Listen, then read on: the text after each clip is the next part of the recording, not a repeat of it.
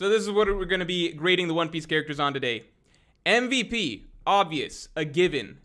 You got to pick the MVP. But we have some other categories because not everything, has to come down to the MVP. There's a lot of other categories at play here.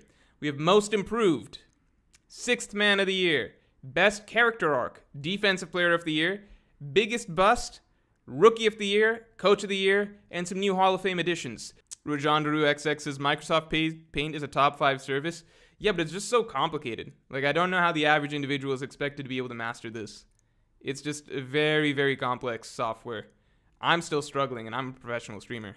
Dan PMSS says, all in all, Caribou single-handedly saved the raid by recharging Luffy and making him fight a second round, and thus awakening his fruit. MVP contender. Yeah, this is how I know I'm going to get a headache by the end of the stream. So we've already got a vote for Caribou for MVP.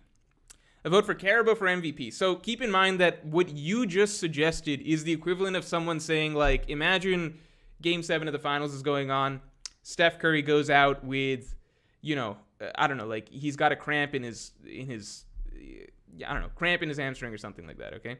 What you're basically talking about is like, hey, one of the trainers that like massages his leg or something like that to get him back out on the floor, fuck it, give finals MVP to that guy. That's basically what you just suggested. Now, the question mark is, do we want to give like a sort of backup MVP because it's unfair to give it to Luffy every arc, right? That's the real discussion here. People are saying Tama, these people are insane. All right, you know what? Maybe we catch up to MVP. Maybe we got to go through the list first. Terry Martin says, what do you think about the Straw Hats never mentioning their dream outside of their intro arcs? ? When's the last time we heard Sanji talk about All Blue? Oh, Terry Martin, have you forgotten that in Fishman Island, Sanji talks about All Blue when referring to the Mermaid Paradise as basically being his heart's all blue. So he's clearly still got it on his mind. The most improved is it's genuinely Luffy. It's actually Luffy. If you're talking sheer strength, scaling or whatever, it's just Luffy. Because Luffy went from getting one-shotted by Kaido at the start of the arc, right? He's, I guess you could say, Yonko first mate level or whatever. To now, arguably, he's contending for strongest in the entire universe. He went from genuinely, getting one-shotted by Kaido to splitting the sky with Kaido. To splitting the sky with Kaido in base form. Doesn't need Gear 4th or anything like that. He does go even with Kaido in Gear 4th. And on top of that, just bonus, he gets a Gear 5th. Which, genuinely, it actually warps reality. It seems not necessarily limitless, but clearly expands Luffy's limits quite a bit. Sixth man. I don't know if you guys are going to understand this one, because I barely understand how to put it into the context of One Piece myself. How am I going to explain how I view sixth man in this context? Let's say somebody that is not really supposed to do that much. Like, Zoro. Okay, I'll tell you characters that don't qualify for sixth man right now, alright? Zoro, Sanji, Kid, Law, Luffy. These guys are all supposed to be doing a lot. They're supposed to be doing a lot of work, okay? A lot of work. Momo also doesn't qualify for sixth man, all right? Sixth man is more like, let's bump it down a tier. Right, Koji or D-Dragon understands the vibe of this stream, all right? He says the starting 5 is the rooftop. Brilliant. That's the right way to think about it. Starting 5 is on the rooftop. These guys are all supposed to do a lot of work, all right? Let's say anybody that was on the rooftop at any point is disqualified from six-man conversation. If you ever showed up on the roof, be you Yamato, Momonosuke, fucking Raizo, you're disqualified. The Scabbards, they're supposed to do work. This is all their fault. This is their war. Like, the Scabbards, they're not supposed to be... The Scabbards are literally like... They were the starting 5. I know, not literally 5, but stick with me for the analogy. They were the starting 5 that were supposed to win, but they lost. They lost like 20 years ago. They came back for like a redemption arc. They lost again. So then the new team had to step in and be like, all right, guys, take a seat. We're going to handle it from here. X-Drake for biggest cupcake. Switching sides multiple times. You know what X-Drake is? This is X-Drake. Right here. Right here. Oh, the Marines are losing? All right, fuck it. I'm on the Beast Pirates. Oh, the Beast Pirates are losing? All right, I'm on these guys' alliance. AWH says Tama literally turned the tides of the war. No, she did not. No, she did. That is such BS. To say Tama turned the tides of the war would mean that the alliance was basically fucked before Tama did what she did, which is not true. There was no single chapter that you can find outside of one where Kaido first said that Luffy's defeated, where things genuinely looked fucked for the Alliance. So I refuse to accept that as an answer. All right? There were, like, when Tama gave the order, there were definitely, like, characters being like, oh, shit, it was getting pretty difficult with these numbers and stuff like that. But she was solving an inconvenience that was basically introduced as she resolved the problem, right? There wasn't that much discussion of, like, there was never a point where it was like, oh, fuck, Frankie's about to lose this fight because of all these numbers. Robin is so screwed because of all these numbers. They're just, like, completely overwhelmed and hopeless and just desperate because they're just overwhelmed by all of these gifters. That never happened. You can find, like, a panel of Jinbei being like, oh, I was getting tricky with, like, these extra subordinates you got lying around and shit. But, like, Tama didn't do that much. Let's be real. Biggest bust, I'm going to say it now, pretty easy. I think this is, I would be surprised if I got some disagreement on this one. I think pretty easy. Can you all guess who I'm going to pick? I'll just type it and then I'll see what you guys think. I think it's Kid. I think easily biggest disappointment, biggest bust in terms of what we thought Kid was going to be at the start of the arc to what he ended up as. I think Kid is easy. I think it's, yeah, I think it's Kid and I don't think it's particularly close. Jack, you could throw it. I think Jack's just like, I guess I'm mainly picking from the Alliance's side, but I guess you could throw Jack in. With Kid, it's like, look, you're coming in from overseas. People have been saying you're the next big thing. You're the next Kobe. You're the next LeBron. That's what people have been saying. You're hyped up to be a big deal, a franchise saver.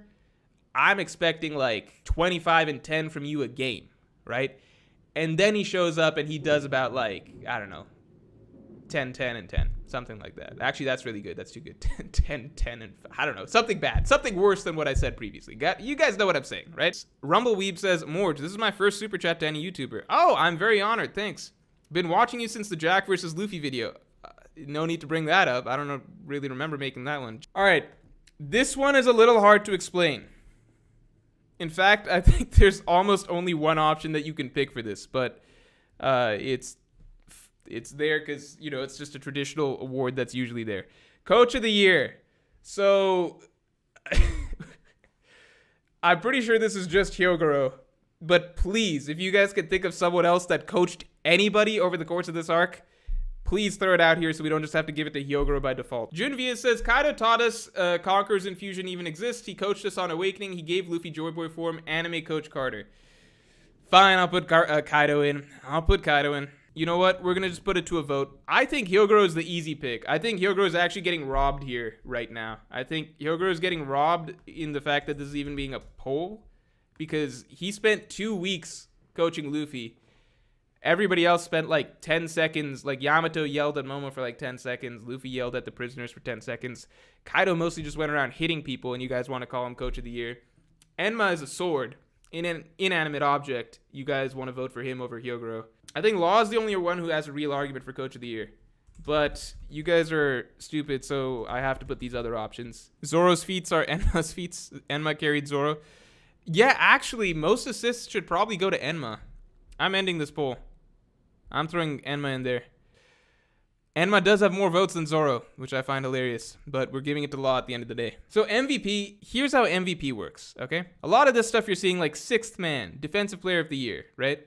Play of the year, stuff like that. So lots of people have like moments of really big contributions. Yasue, you could even argue Tama if you're crazy. Chopper, stop the ice Oni stuff. Kid, big part in taking down Big Mom. Like everybody has like, you know, Jinbei took down Huzu, Raizo with the water and stuff like that. There's lots of characters that will have like big individual moments of contribution, right? What an MVP is, when you're like a franchise player, you're the most valuable player of the year. It is sustained excellence. Sustained excellence from start to finish. That is what an MVP is. You carry the team from beginning to end, and you are ultimately the main reason that they achieved success. Okay? So MVP, I don't want to hear any Tamas unless you can list 3 things Tama did besides flipping the fucking gifters over to their side, okay? I don't want to hear Raizo unless you really think Fukurokuju was a really big deal, all right? I don't even want to hear Yasue. Not present in Act 3 whatsoever. John Lowe says, it's like when the league got tired of LeBron winning MVP, so they chose someone else. Yeah, Luffy's MVP of every arc. Zoro, I don't want to see any Zoros for MVP. I don't want to see any fucking Zoros. We humored you all for, defensive player of the year, stuff like that, play of the year. But I don't need to see any Zoro for actual most valuable player of the arc. If we're not saying Luffy, I unfortunately have to give it to Law. All right, so our final lineup, right? Over the course of the Wano arc, we said most improved as a character was Momonosuke, right? Momonosuke was most improved. Sixth man, so who gave the contribution that you didn't really count on the most to give you contribution? Yasue was my choice. You guys picked Tama because apparently the gifters are oh so important to stop. I must have missed it. Best character arc, I thought Momo. You guys thought Momo. Defensive player of the year, Marco. Marco did so much, starting with stopping the Big Mom pirates, stopping Big Mom herself temporarily, stopping the Ice Oni virus, which we all forgot about, stopping King and Queen, stopping Kaido from killing Nami. These are all valuable contributions. Nobody else plays defense like Marco. Biggest bust, this was tight. I said it was Kid. Y'all said it was Usopp. Y'all had, I guess, again, I made my case for it, which is just that I felt like Kid we knew should be capable of more. Usopp is the character that we don't think is capable of more, but is also, because he's not capable of more, that's why we're excited to see him do more than he's capable of, if that makes sense. So for me, it's like, sucks. I would have loved to see more from Usopp from a character perspective, and I care more about Usopp as a character than Kid. But man, Kid is the one, like, he came in with a lot of hype. And not hype from fans. Let's not get caught up in this BS readers' expectations shit. Oda went out of his... It's not random that a bunch of One Piece readers were like, hey, it feels like Kid should be a rival to Luffy.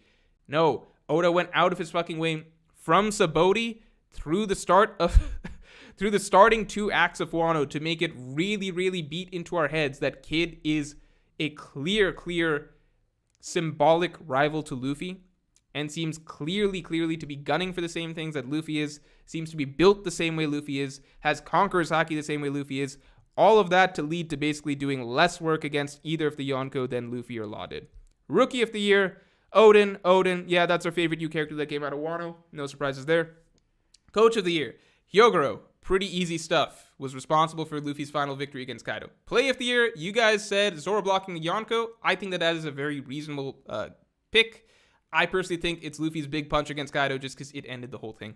I'm just going to give it to the straightforward one. Best outfit for the dudes, I said Zoro in Wano. You all said Sanji and Onigashima. I could go swap either of those. Either's fair. Best outfits for the ladies, y'all are haters. None of you like Nami. I picked Nami. I think Nami's ninja outfit in Wano is among her best throughout the series, and she's got a lot of good ones. Yamato, I think, still is a really fair choice for best outfitted for the ladies. Because Yamato had me fooled, same as you all. I was fooled into thinking that she'd be a good character for the first 15 chapters that she was around. Why? Purely because of her design, and her outfit is part of her design, right? Took a while for me to open my eyes and just be like, wait, she's just running around doing nothing. She's just tricking y'all, right? Most assists. Law, no question. Well, Marco we said, but defensive plays, whatever. We both had Law and MVP without including Luffy, because Luffy would undoubtedly be the MVP if he was included. Without Luffy included, it's Law. So, I think we got a pretty good rundown here. I think that this is a solid batch of picks.